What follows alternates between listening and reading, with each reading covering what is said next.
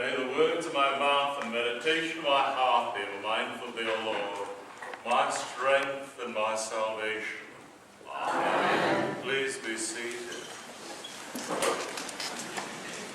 I've reached the stage of life where I begin to read obituaries. I went through a time when I read the births, and then I read the marriages and all these things, but now my mind turns more and more to the obituaries. I read the local obituaries to see if I know anybody, and I read the national ones to see if I remember them or know about them. And I saw an item this past week that caught my eye. I read that Herb Ellis, age 98, died in Pasadena, California. And I began to think, because I knew all about Herb Ellis. Does anybody know who Herb Ellis is? Well, you will by the time I'm done, and you'll probably remember him. In 1948, Herb Ellis sat down at the kitchen table of his friend Jack Webb. They were both radio actors, and they wanted to come up with an idea for a new detective show. See, Jack Webb had been a very popular radio actor. He was starting out small in the movies. He had a good part in Sunset Boulevard, starring Gloria Swanson and William Holden. And Jack Webb, you won't recognize him, has long hair and he's happy and smiling. And then he got into the movies and he had a radio series, but they wanted something different. And so they came up with an idea of a police procedural. See, every police detective show up until that time had exotic or glamorous or brilliant actors and detectives. Dick Powell as Johnny Diamond, who through his charisma and his appeal could solve any crimes, and Philo Vance and Leslie Charters, the Saint, and Bulldog Drummond. They were all people of extraordinary mental abilities, wealth, power, prestige. Lamont Cranston had a voice that only the shadow knew. And they wanted to do something different. So they came up with a show about the ordinary day-to-day work of policemen. And they brought it to CBS, and CBS said, no, this is not what we're used to. There's no excitement, there's no girls, there's no love interest. It's got nothing that would make a successful radio show. So they took it to NBC, which had always been the weakest of the three major broadcast networks at that time. And NBC said, sure, we'll use it as a summer replacement in 1949. And the first few episodes of Dragnet, if you ever listen to old radio on the internet, are nothing, you wouldn't recognize them. It had a different music. It had background music. It had emotion. It had gunfights. It had Raymond Burr as the sidekick. And Jack Webb said, no, no, no, this is not what I want to do. He wanted something that looked at the daily life of a policeman. And he invented the whole concept of what we now call police procedurals, where you go with the detective, with the patrolman, through their daily life. If you sit and count the times in Dragnet episodes, most of the time they're on stakeout and talking about their weight, their girlfriends, their lives. There are no gun battles. There's no high drama. It's just the direct plodding forward, forward, forward. And Jack Webb insisted that every episode of the Dragnet radio series begin with the sound of footsteps. You have the opening music, that 4 bars, da, da, da, da. And then you have the announcer. In the beginning was Jack Webb. For the TV show it was George Fenneman. This is the city, Los Angeles, California. Then you have sort of a passage about Los Angeles, and it closes with, my name's Friday. I'm a cop. And then you go to the sound of footsteps. And Webb insisted that every show begin with that formula because he wanted to nail down the fact that a policeman, a detective, spends most of his life on his feet walking, interviewing suspects, doing the daily routine of police work. Now, why is this a topic of a sermon? Because the revelation of God is like a police procedure. Too many of us think that God is going to be like we're Sherlock Holmes or Hercule Poirot. We are going to get some divine inspiration, and out of the blue, God's going to speak to us and tell us these divine truths. We don't have to do anything because we're brilliant, we're rich, we're special. When the reality of life is that God speaks to you when you look for Him.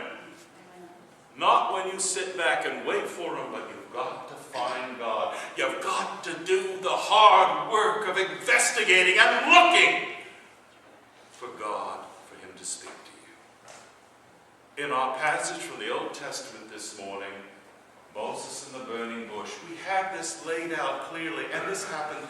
The only two people this didn't happen to in the Bible were Abraham. God spoke to Abraham and knocked him on the side of the head and said, I have chosen you.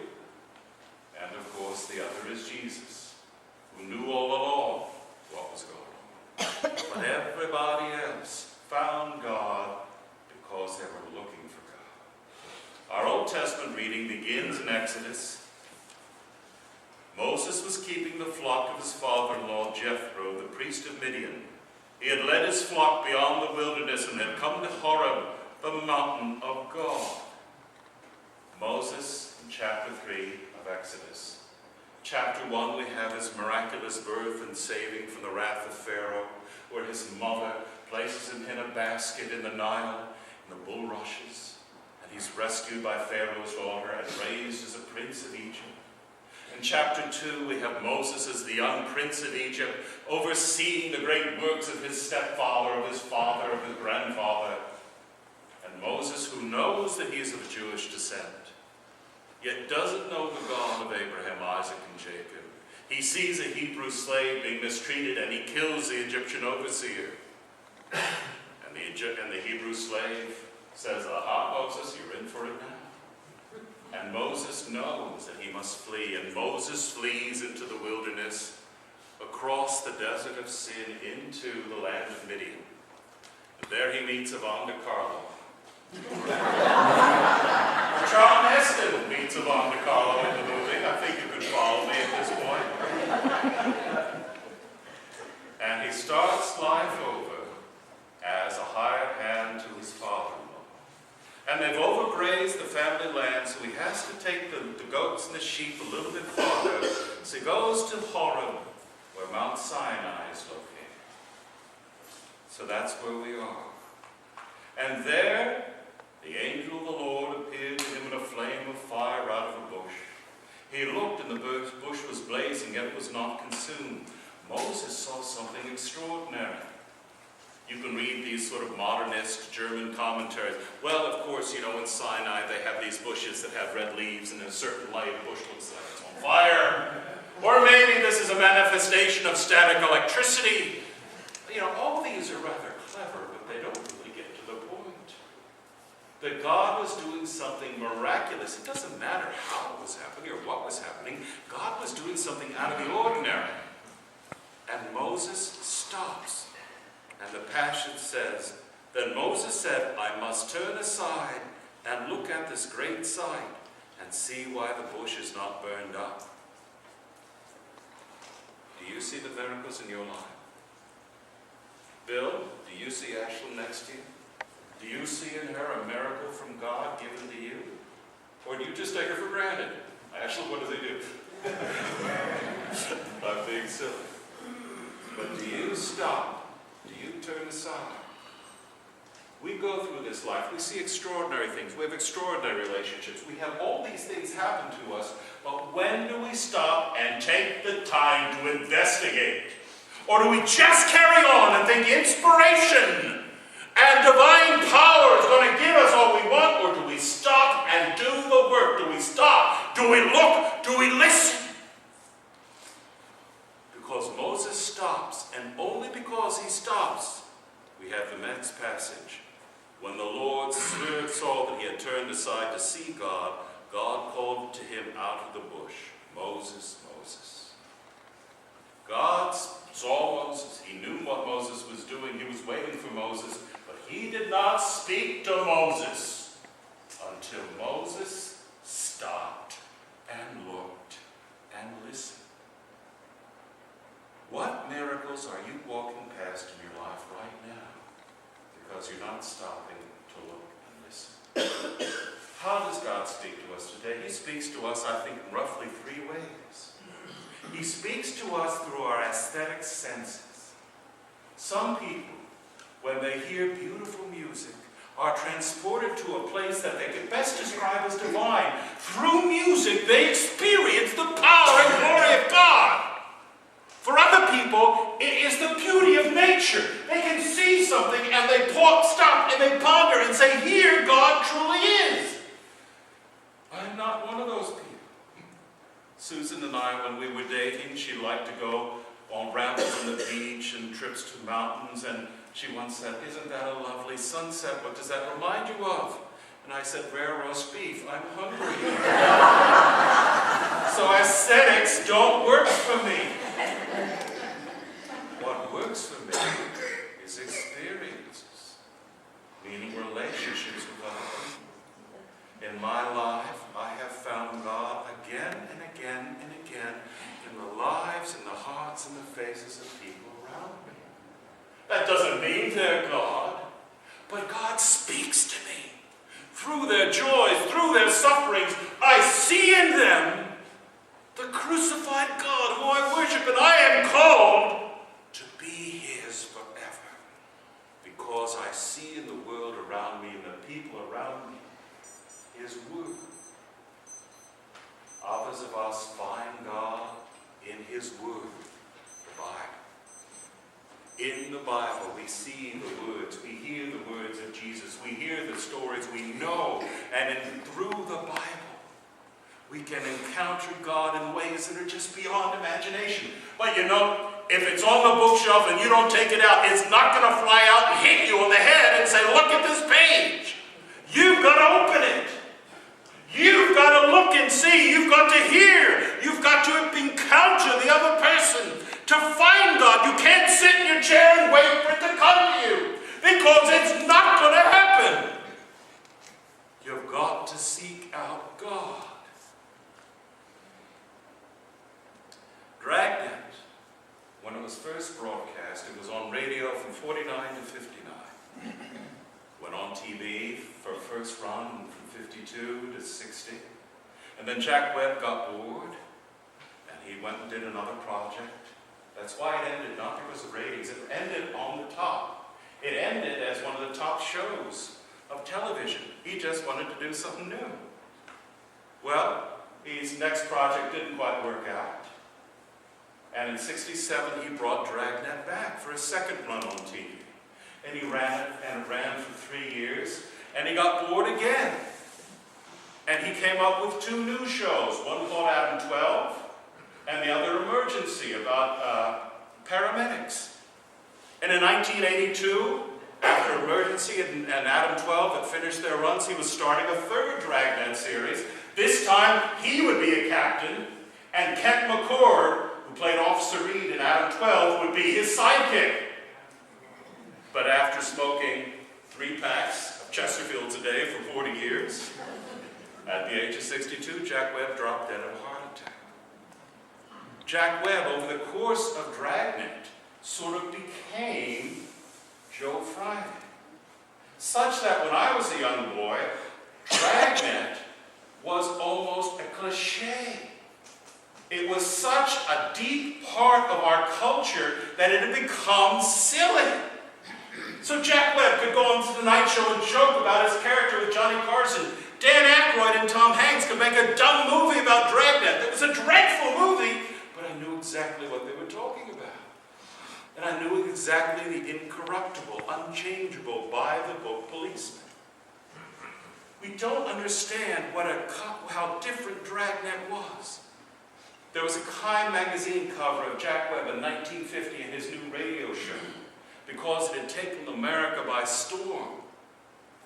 At one point, they ran against Jack Benny and were beating Jack Benny, which was a considerable achievement in radio in those days. And they had to include in the Time magazine article a vocabulary. people did not know what a stakeout was, what a dragnet was, what all the police terms that you and I just take for granted, what fingerprints were. All these things that, because, you know, Sherlock Holmes and Philo Vance and Bulldog Drummond, they didn't have stakeouts and be on the lookout for a WMA 45 years old. All of these had to be explained to America, yet in my generation, it's almost camp. It's all so old hat. But we had to learn a new vocabulary. What the police procedural did is it set the dynamic for almost all future successful detective dramas. But it also exemplifies how you find God. By the dogged determination of doing the day-to-day work of living. People tell me, oh, you know, I know I'll truly find Jesus if I go on a mission trip, or if I go see the Pope, or if I go hear Billy Graham preach, or if I go do this and I go do that. They're all neat, wonderful things, but you're not going to find God there if you don't find him in the canto.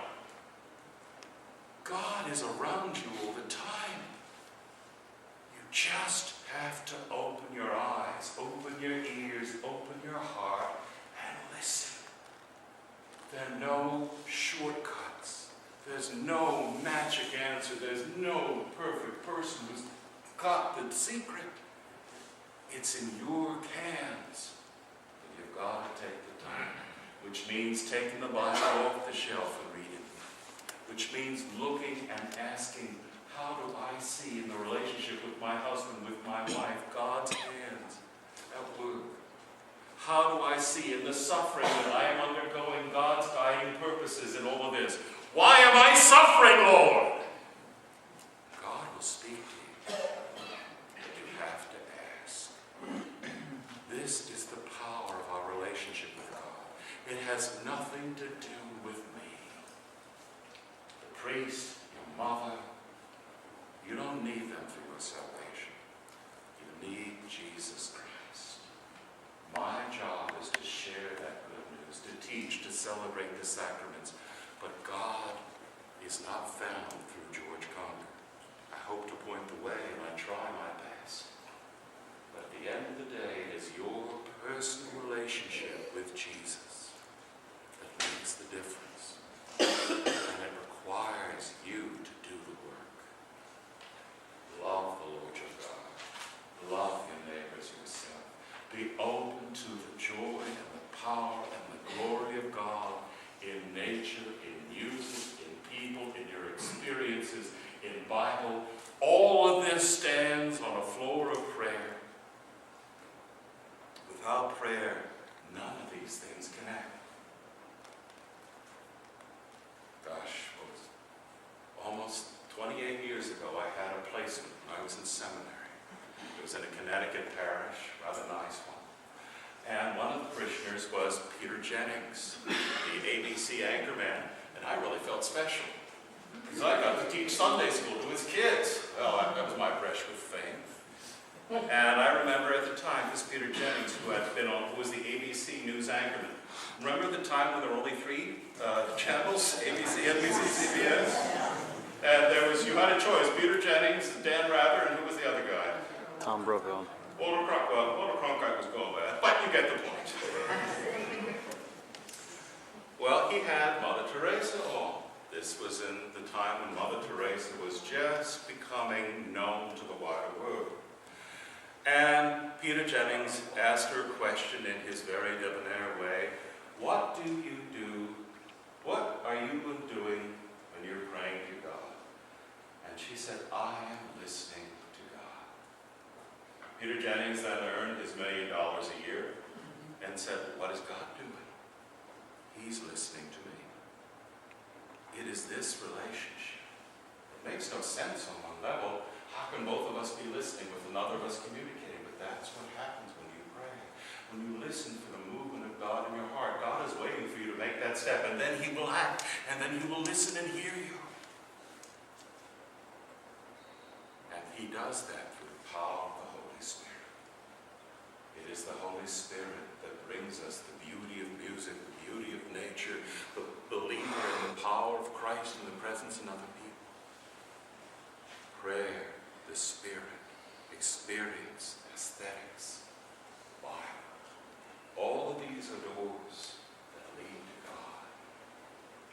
Now, hasn't Jesus said a few hundred times, you got to knock, you've got to open the door, you've got to take the first step. You can't wait for me to come get you. You've got to do it yourself. You do. Begin the step. Open the door. Do what Moses did.